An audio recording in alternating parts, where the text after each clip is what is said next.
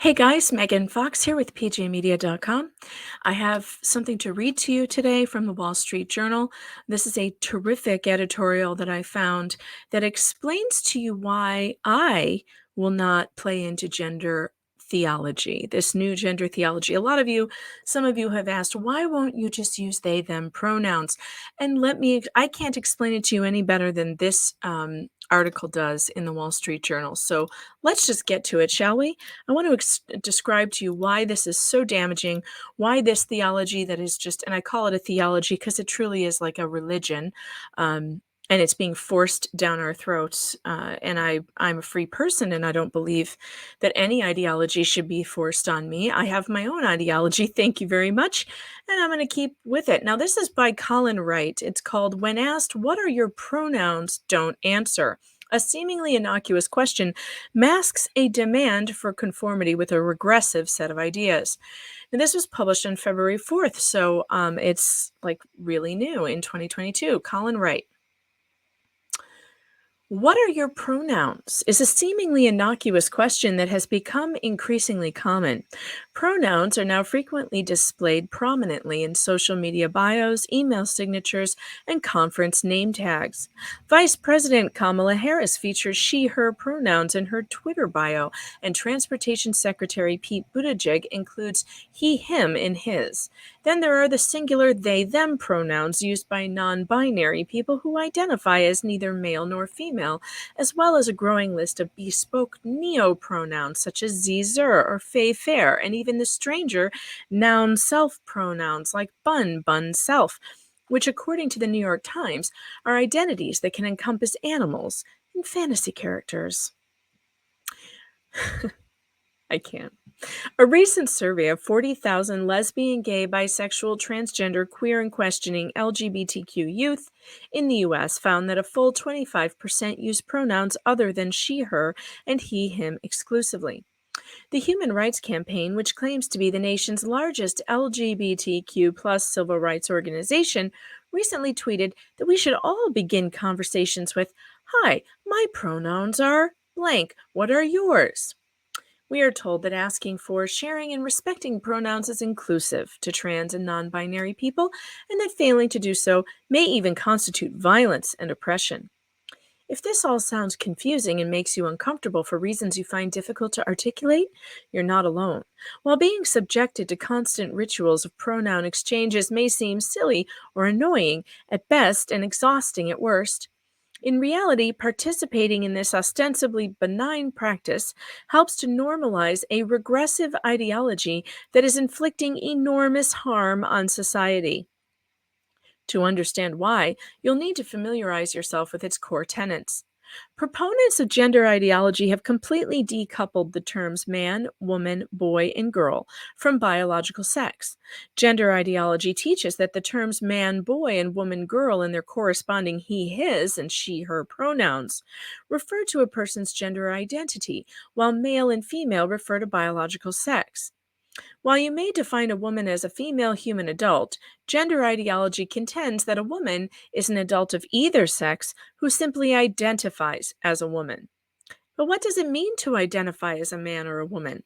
Gender activists believe that being a man or a woman requires embracing stereotypes of masculinity or femininity, respectively, or the different social roles and expectations society imposes on people because of their sex. Planned Parenthood explicitly states that gender identity is how you feel inside, defines gender as a social and legal status, a set of expectations from society about behaviors, characteristics, and thoughts, and asserts that it's more about how you're expected to act because of your sex. A recent New York Times piece refers to men, women, and gender nonconforming people as though gender nonconformity were incompatible with being a man or a woman. According to the Genderbread Person, a popular educational tool for teaching young children about gender identity, the properties of manness and womanness include certain stereotypical personality traits, jobs, hobbies, likes, dislikes, roles, and expectations.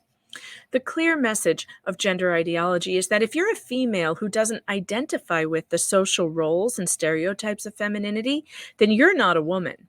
If you're a male who similarly rejects the social roles and stereotypes of masculinity, then you're not a man.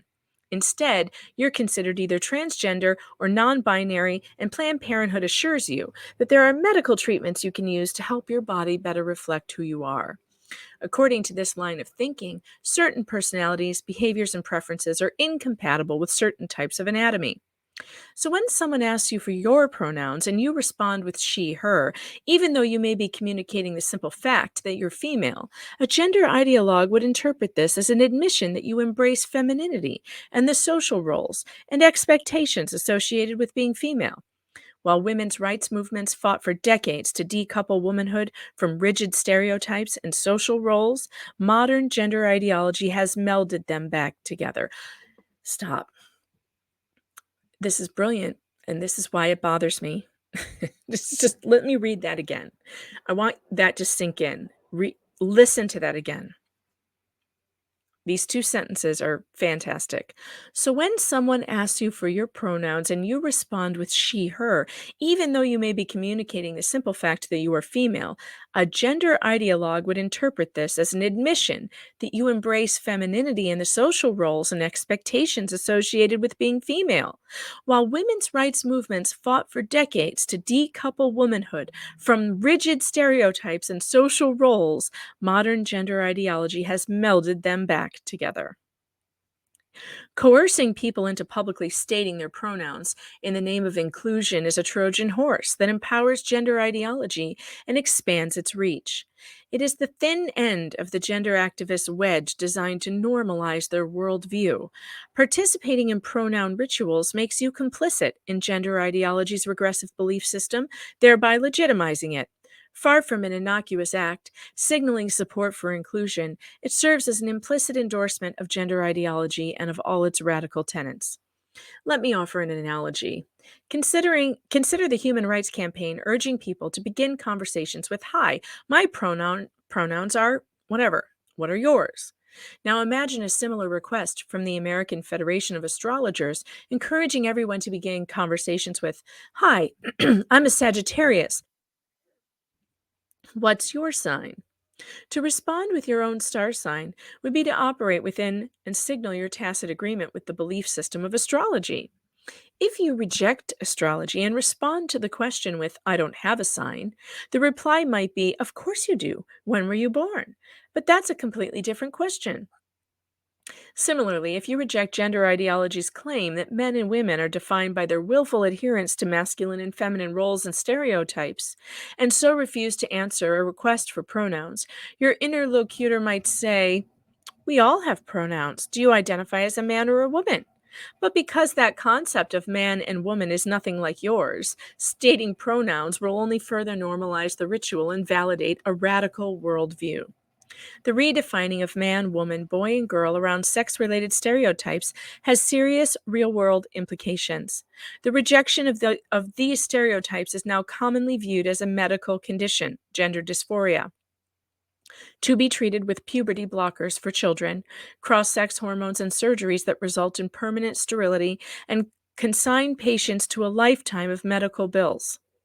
The redefinition is also threatening the safety of women in prisons, as well as compromising the safety, fairness, and dignity of women and girls in sports, as males who simply identify as girls or women are allowed to access to these protected spaces. The effort to resist gender ideology is reality's last stand. We simply cannot ignore fundamental realities of our biology and expect positive outcomes for society. Pronoun rituals are extremely effective at normalizing and institutionalizing the abolition of biological sex in favor of gender identity. These rituals take advantage of people's confusion and compassion to achieve compliance. But the time for politeness has long passed. The only proper response to the question, "What are your pronouns?" is to reject the premise and refuse to answer. Amen, amen, amen. That is an amazing, amazing article. Thank you, Collin Wright. You are brilliant. And I would also say that another appropriate response to "What are your pronouns?" is "Fuck you." You can take that shit right off, okay? Because I'm not playing that game. And there are plenty of people who are LGBT who also agree with this philosophy. All right, sounds like a little one's coming into my room to ask me a question. He's been out sick from school for a couple of days, so I'm going to find out what he needs. Like and subscribe, and I'll talk to you again soon.